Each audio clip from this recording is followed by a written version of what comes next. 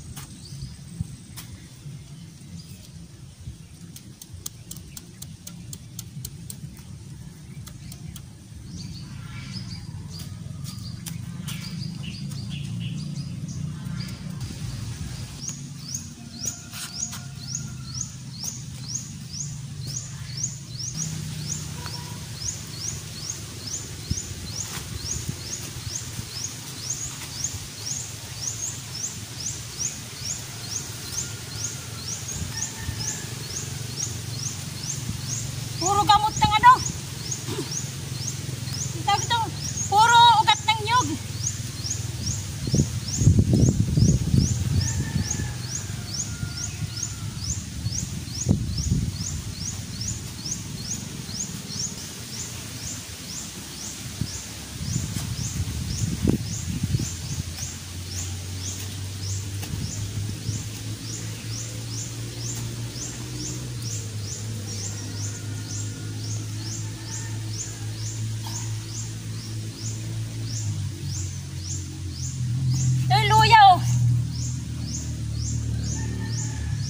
Nasa gilid siya.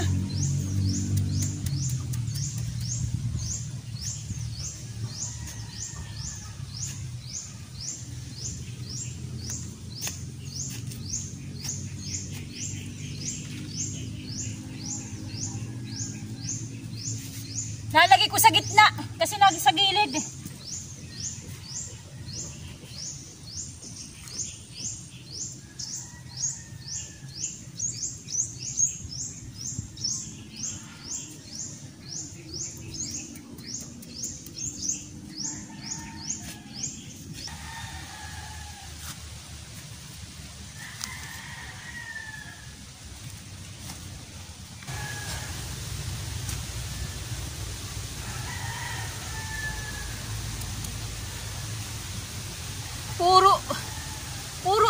ng nyog, ayan oh.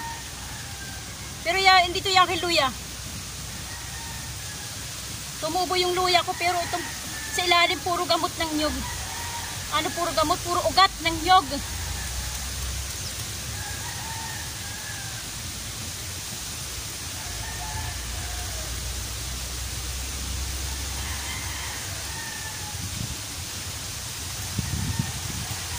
Ayan yung luya oh.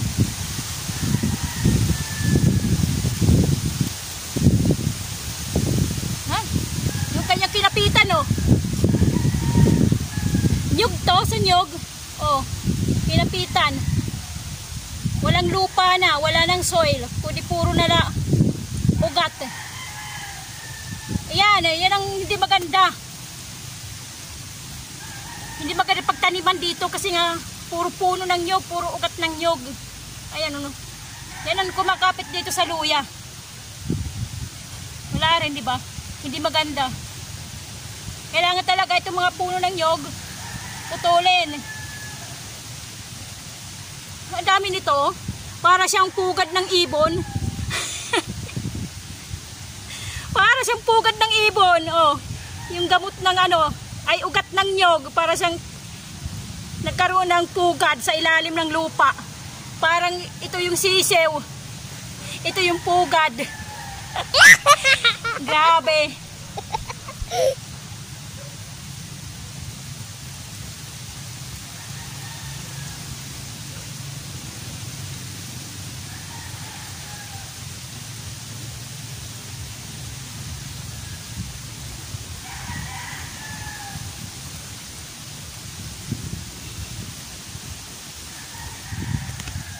Kaya namatay yung mga luya ko dito eh.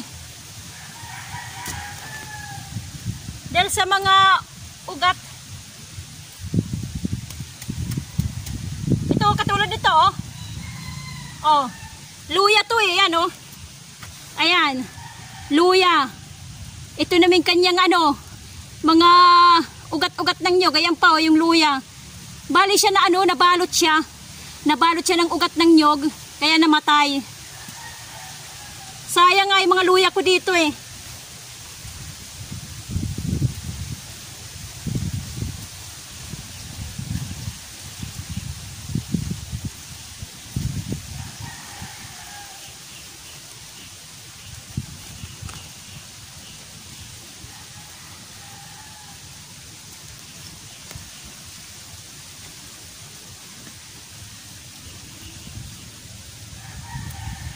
Nakikita nyo naman yung sa aking mga vlog, yung una kong vlog, di ba? Lulusog ng dahon ng luya.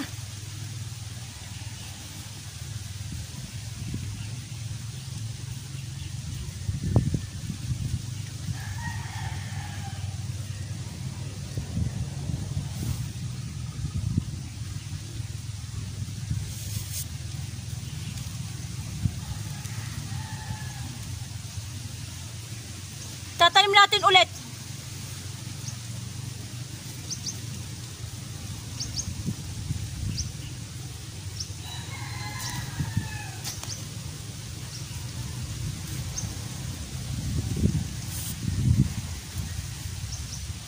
Meron ako dito, nahukay ko dito sa ilalim, tatanim ko.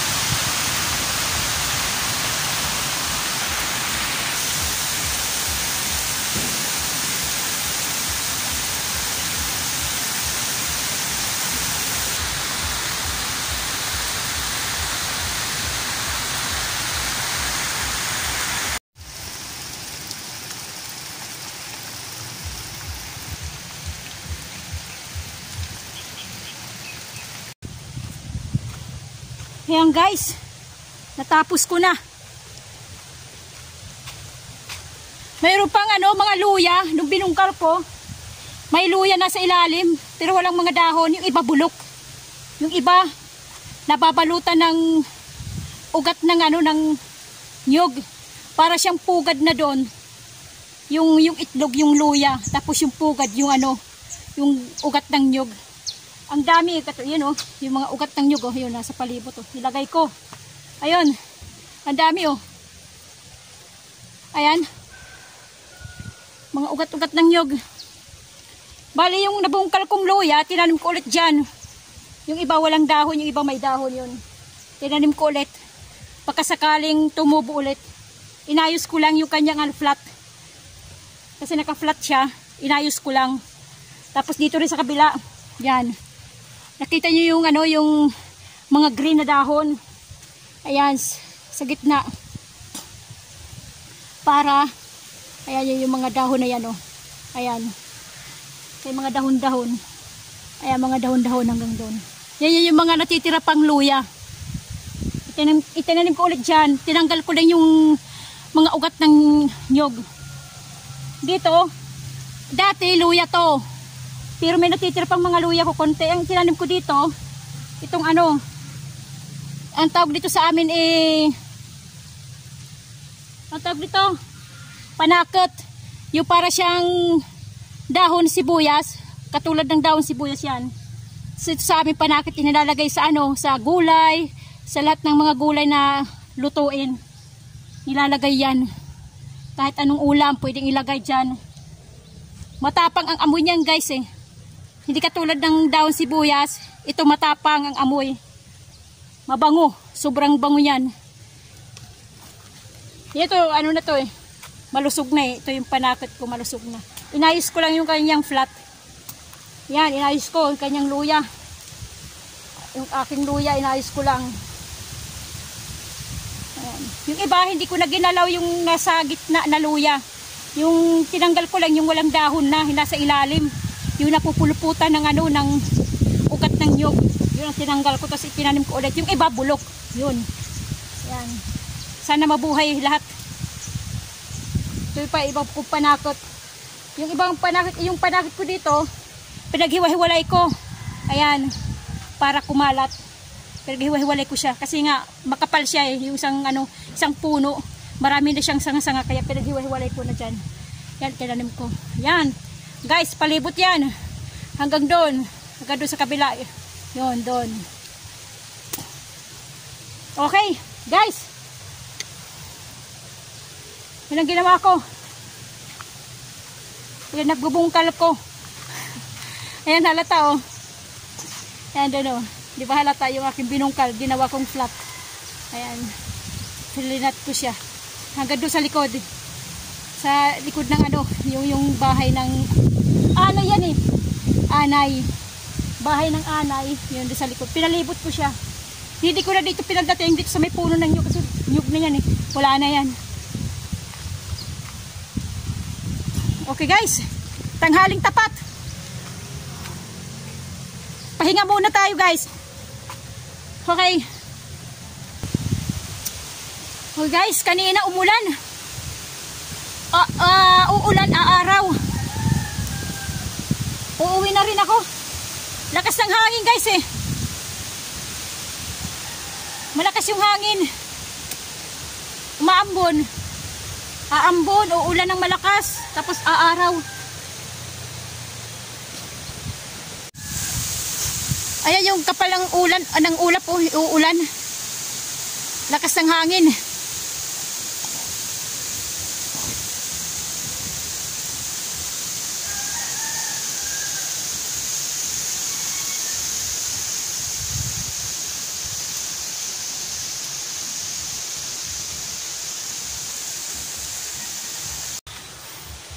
Makapal yung iuulan na naman. Maambon-ambon Kanina umulan, malakas. Tapos aaraw. Uuwi na ako guys. Natapos ko na yung aking ginawa. Yung pag-aayos ng aking luya. Yung ginawa kong flat. Nandoon. Nandoon Okay guys, uwi na ako. Kumusta na kayong lahat dyan?